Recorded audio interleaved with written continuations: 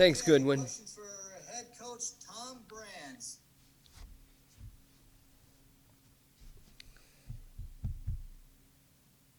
Tom, the first question from Cody Goodwin. Hey, Coach, what did you ultimately learn from you guys tonight? I know they responded well to a long layoff, but really, what's a layoff? There's no layoff. These guys are all serious about the sport, so that question's been answered. I think we can get better, and there were some good performances, but we're going to see them again. We're going to see that team again more than once, and we keep getting better. We got Minnesota next week. Got to keep getting better. We got a big match at heavyweight up there at Minnesota. Big match at 57. Those two come to mind. 33. Tom, the next question from J.R. Ogden. Hey, Tom, it was a very dominating performance. Did you feel like you got the domination that you wanted to see at least in 8 of those matches? Yeah, I mean, you talk about domination. Domination is bonus points.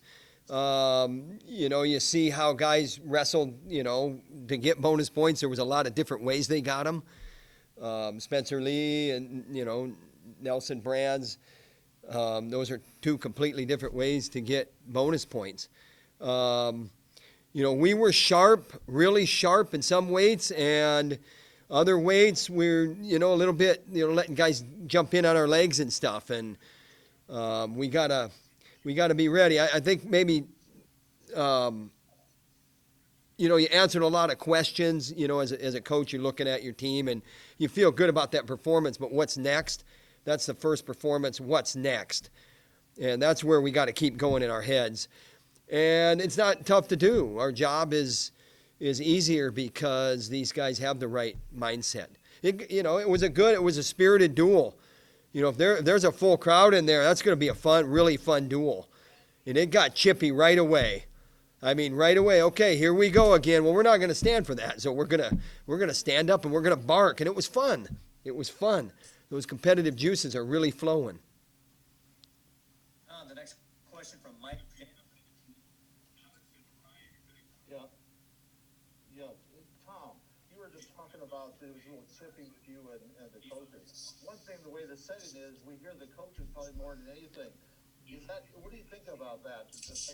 How much does it change the sport with so much focus on you guys? I don't know. I don't look at it that way. I look at it like with fans get a unique perspective, the ones that are in the arena, and depends on how the mat's wired for sound, the Big Ten network, and whatever. I mean, here's the thing. We're not going to get overrun because somebody's going to out-talk us to a referee. We're not going to. And we're going to retaliate in a good, healthy way. And we're going to stick up for our guys. And I lost my voice. You don't know it yet, but you can kind of hear it. But I'm not going to have a voice tomorrow. It's worth it. It's worth it. But all that aside that's in the past, we got to get better. We got a big match at heavyweight coming up Friday night, week from tonight. But I think it's a unique question that you ask or a statement that you make that, yeah, you're going to hear more coaches. And, I never really cared what, people thought I was saying unless my language was out of line. And, I think my language was in line very, very well tonight. The next question from Cody Goodwin.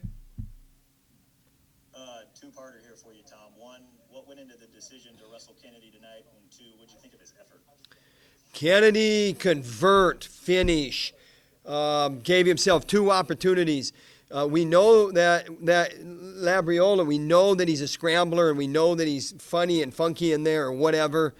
That doesn't matter. We're good in those shots. I think that his learning curve is gonna, you're gonna see it. So we got to get better. We got to finish.